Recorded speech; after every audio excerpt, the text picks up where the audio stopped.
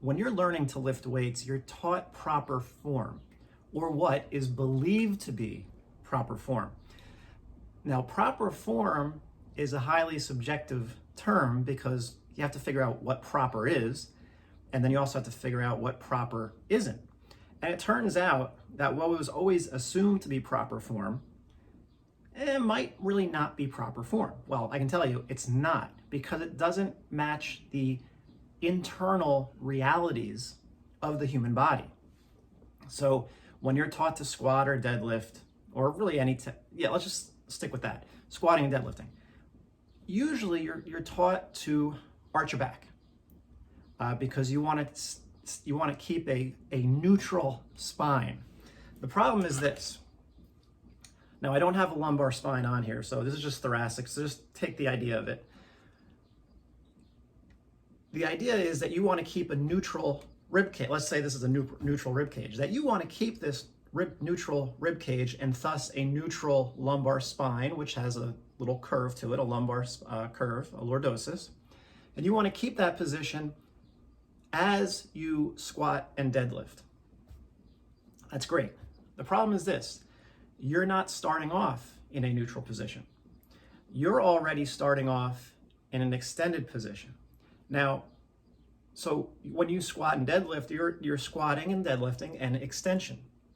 This is the vast majority of people because they think they're neutral, yet their testing will show that they're extended. So these people are already squatting and deadlifting in an extended posture.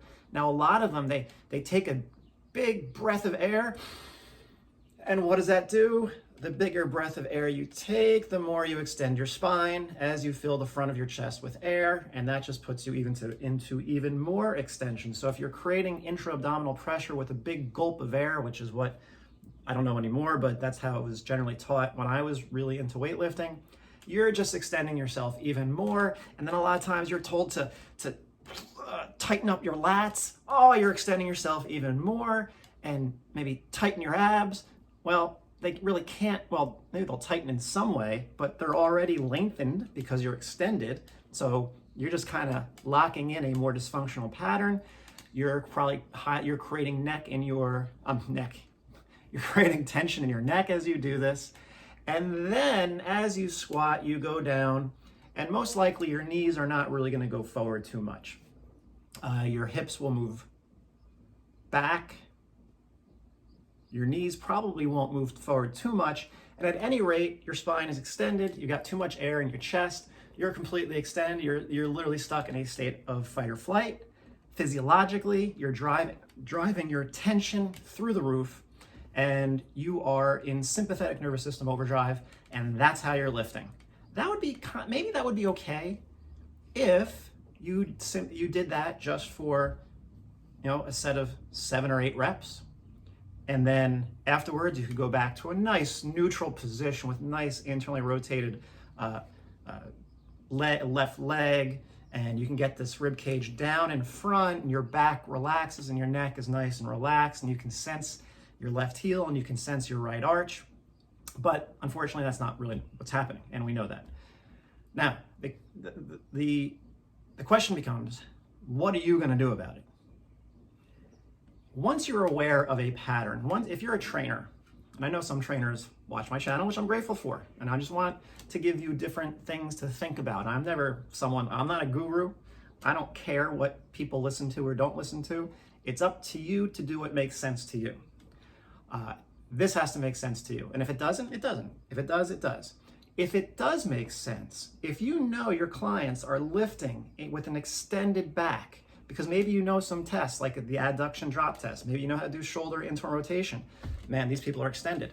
Every time they squat and deadlift or anything else, they're probably getting more extended because they think that this lumbar lordosis that they're already in, they think that's proper form. But it's not. It's a form. Maybe it's proper form for lifting really heavy weights safely.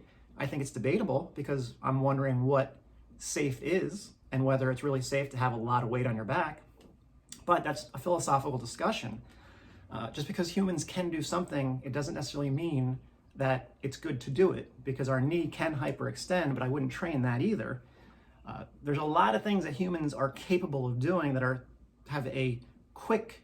you quickly approach that law of diminishing returns, where going beyond that is actually counterproductive. And I think weightlifting gets into that realm relatively more quickly than I ever had thought. This is just my opinion, but again, that's a discussion for another day. So I'm going to show you, I'm not going to talk about squat and deadlifting. I'm going to show you how I would do a reverse lunge, taking into account the fact that most people are going to be like this, right side down, counter rotating to the left, but the lumbar spine is oriented to the right. Their pelvis will be oriented to the right, and the pelvis on the left will be forward, on the right will be back, but the whole thing will be to the right. And their neck, this is a big one, their neck will be overall oriented to the right. There'll be a left side bend, and there will be compression through the base of their, you know how many people complain about tightness in their upper trap and tension right through here, which is the occiput, the base of the skull on the atlas. Why? Because if you're on your right leg, this atlas moves up and there's compression being created right at this, what they call this OA joint. So your atlas is like this. The left side is down, the right side's up as it's pushing your head to the left in order for you to stay straight. So that's how you're lifting. Remember this. I can guarantee you a large percentage of you out there watching this video, and if you have clients, are lifting like that. Now, how are they going to do? That's their resting position, don't forget. Now, if they do a left-legged Bulgarian split squat, reverse lunge, split squat, whatever it's going to be, how do you get them to use their left leg? Because the amount of, and so that they can feel their left hamstring and their left glute, because a lot of people are like, yeah, I can feel it in the PRI techniques, but when I weight lift, I can't feel. All I feel is my quad, my hip flexor, whatever it's going to be. They don't feel their left hamstring and their left glute. Well, it's a very simple reason. PRI is walking and breathing. And what you eventually learn is you need to activate your left leg musculature, your left hip musculature. The pelvis has to be turned to the left. Now, are you doing that when you weight lift? Probably not, because proper form is staying squared up, being straight.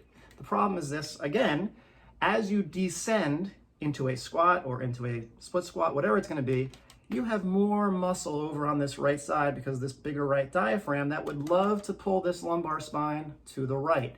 So you go down and you are doing this. Now, this, even if it's just slight, once you have a pelvis that's oriented slightly more to the right than it is to the left, which it will be, it's not even going to be midline, it's going to be slightly to the right, you are not on your left leg. So even if you're working your left leg, your brain is saying, you're over on the right. What am I going to activate on the left leg? Quads and maybe some outside lateral hamstring. The problem is, hamstring's great, but you need the medial hamstring to actually make it a left leg exercise. If you only have your lateral hamstring, what you're going to do, I don't have a femur available, but what you're going to do, as you go down, this femur is going to externally rotate as the pelvis rotates to the right, and you'll get your lateral hamstring. However, that pelvis is going to come forward on the left, and you are going to be accentuating the left AIC pattern. So how do you fix this? It's actually quite simple. You have to orient your pelvis to the left, and I'm going to narrate the video that I shot at the park the other day. So you're going to watch it as I do it, and I make some strange hand gestures. I'm just trying to remind myself what I should actually say as we're watching this. So here I go.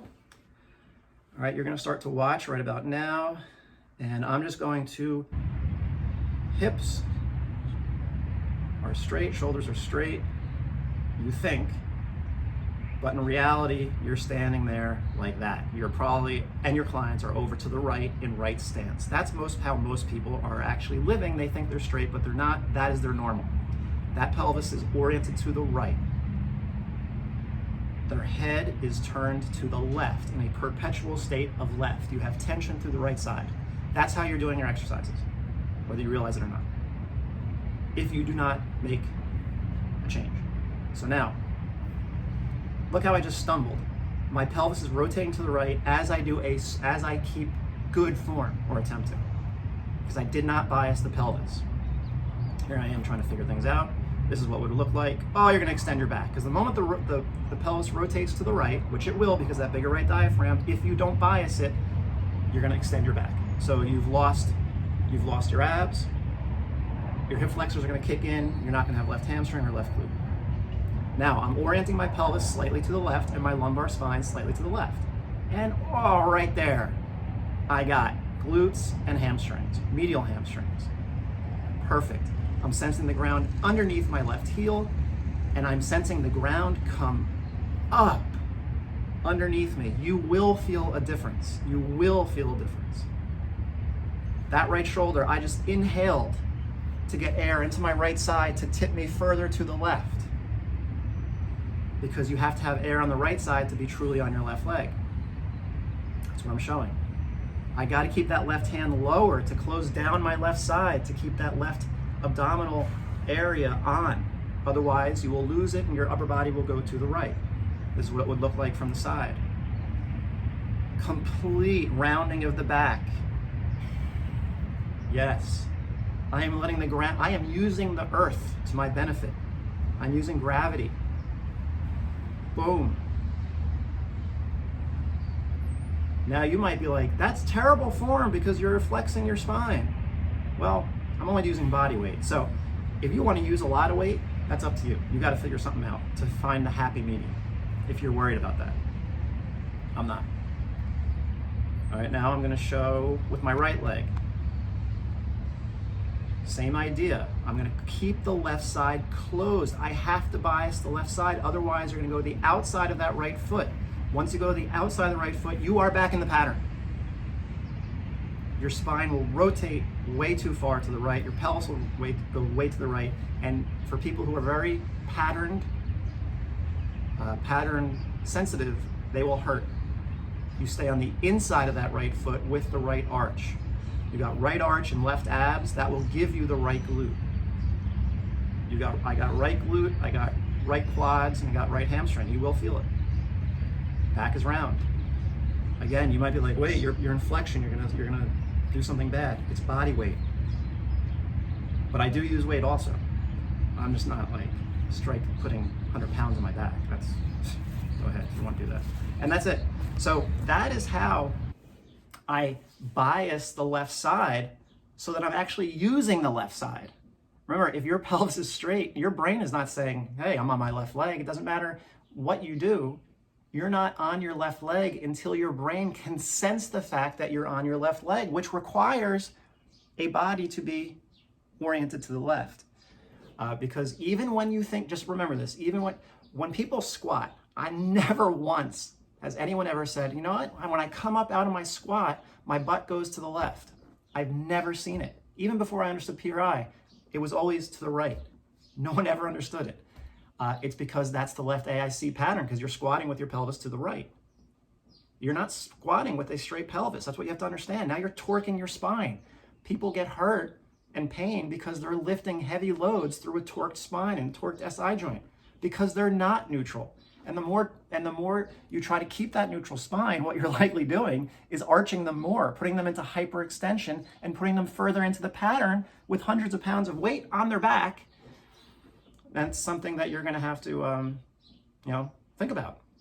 I've thought about it. I had my crisis of confidence in training years ago because I was like, oh shit, maybe what I've been doing for the past 10 years or 8 years, however long it was, might not be the best thing for most of my clients, because that is a reality. That pattern is a reality, and it's not going away, and it's not going away just because you're neutral. When you squat or whatever you do, it doesn't matter. The tendency will be for the right side to take over. The moment you extend your spine, it has to, because you're not extending equally on both sides.